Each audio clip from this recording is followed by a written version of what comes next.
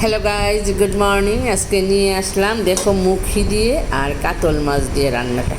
খুব খুব টেস্টি একটি রান্না। তোমরা দেখো, প্রথমে মুখিগুলিকে সিদ্ধ করে কেটে নিয়েছি, তারপরে দেখো মাছগুলি ভেজে নিচ্ছি। মাছগুলি হলো একদম টাটকা কাতল মাছ। গড়ে তো আর পুকুরে তো মাছ নেই, তাই বাজার থেকে কিনে এনেছি একদম জ্যান্ত মাছ। এনে রান্নাটা করলাম। দেখো ছড়াগুলি তো এই ছড়া বা মুখি বলি, অনেকে বলে মুখি, অনেকে বলে ছড়া। তো এইগুলিকে আস্তে আস্তে ভেজে নিচ্ছি আর মাছগুলিকেও ভেজে নিলাম। এখন দেখো পেঁয়াজটা ঘষেছি, তারপরে একটু একটু রয়েছে, এগুলিকে আবার কুতা দিয়ে ছেঁচে নিলাম শিলটা দিয়ে। আর ছেঁচে এখন দেখো এগুলি মাছের ঝুলটা দেব, ঝুলটা দিয়ে তারপরে এই কাঁচা লঙ্কাগুলি বেটে দেব আর ওই ঝুলের মধ্যে ভাজা ছড়াটা ছেড়ে দেব, যাকে বলে আমরা মুখি। আর দেখো রসুন দিলাম, পুরনো দিলাম শুকনো লঙ্কা, তেজপাতা আর দিলাম রসুন। আর এখন দেবো পেঁয়াজটা। একটু ভাজতে ভাজতে মশলা যখন লাল হয়ে যাবে, একটু লাল করে ভাজতে হবে, নতুবা টেস্টটা আসবে না ঠিকভাবে।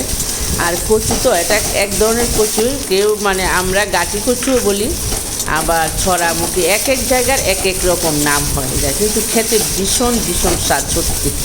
মানে যারা এটা সবাই খায়, আর আমিও বলছি তোমাদেরকে, আমি আজকে রান্নাটা করেছি। তারপর এখানে আছে জিরের গুঁড়া, ধনিয়ার গুঁড়া, হলুদ আর লাল লঙ্কা। কালারের জন্য একটু লাল লঙ্কা দিই আর কাঁচা লঙ্কা একটু ছেঁচে দিই। আর ছেঁচা পালিশ বাটা থেকে একটু ছেঁচা বাটা রান্নাতেই বেশি ভালো হয়। আচ্ছা, তারপর দেখো খুব ভালো করে মশলাটা কষে নিলাম, স্বাদ মতো নুনও দিয়ে দিলাম এখানে। তারপরে এবার একটু জল দিয়ে দেবো, মানে ঝুলটা যতটুকু প্রয়োজন। দেখো এই যে জলটা দিছি না, সেটাই মানে সাফিসিয়েন্ট, আর লাগবে না। এখন দেখো সেই ভাজা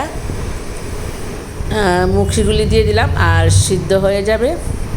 সিদ্ধ তো করাই আছে, তবুও ঝুলটার মধ্যে একটু গটগটি আসলে তারপরে মাছ দেব। মাছটা দিয়ে নামাবো। দেখো ওই ভাজার সময় মনে হচ্ছে একেবারে নরম হয়ে গেছে, আসলে মাঝে মাঝে একটু নরম হয়েছে, কিন্তু আস্তে আস্তে ছড়াগুলিও রয়ে গেছে।